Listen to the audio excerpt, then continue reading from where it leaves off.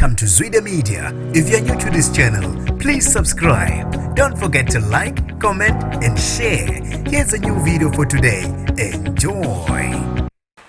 Kube yindida kwabaningi inyanga yodumo ebuye ibe ngumfundisi webandla labasindisiwe iHoly Mpumalanga Ministries. Ukhumbulani Mabalengwe Ntombela ukuthi uxavunwe ngamaphoyisa ephuma nje emsakazweni okhozini FM abe esehamba naye. Nginibingelele ngiphinde nginamukele kuphi na kuphi lanibona khona le video. Mangoqala usijonele likhasi wamwelekele igama lami ngosibonga konke wakandwande Mothanda ungangibiza intatheli ka-YouTube. Ngokusho komthombo sondelene nephephandaba iseleza la ngesonto uMabalengwe kuthiwa ufike emsakazweni esephelezela ngamaphoyisa aphinde aphuma naye. Ubezehlelweni isigiya ngengoma ukabheka mchunu nakuyilapho abezoqhudelana khona noBhaka Nzama ngengoma. Ohlelweni lukabheka mchunu uvamise ke ukuqhatha abantu abaziwayo ukuthi ke bakhethe izingoma ezinhlanu ezizovotelwa ngabantu bese kumenyezelwa odle umhlanganiso ngokuhamba phambili ngamavoti amaningi. Umthombo uthe uMabalengwe ufika ohlelweni ngemva kwesikhathi oproducer bese becabanga nokumfonela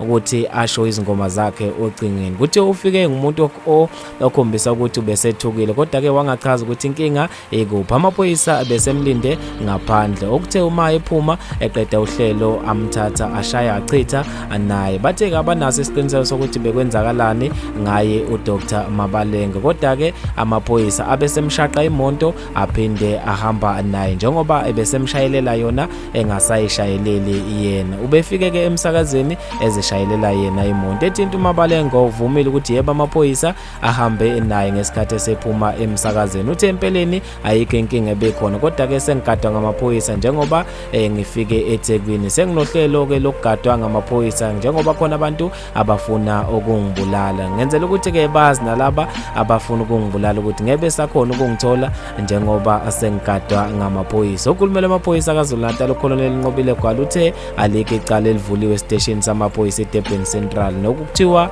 uthathwe ngamaphoyisa khona kodwa ke kungenzeka ukuthi livulwe kwesinye isiteshi uma kungukuthi ngempela uboshiwe. Ukugadwa amaphoyisa kukaMabalengwe uthe umsebenzi wamaphoyisa ukuqapha ubugebengu kawagade abantu uthe ngabaqaphi nje kuphela benza lowo msebenzi. Abantu ke basale bemangele ngalo udaba lukaMabalengwe. Abanye basola ukuthi mhlambe kunecala thizeni alenzile. Mina bafethu ngizofisa ukwazi ukuphala kweni khona lapha kwi-comment section. Mina njengentatheli ka-YouTube sengiphuma kanje. Ungakhohlwa ke ukusilandela ekhasini leka Instagram @zwide_media.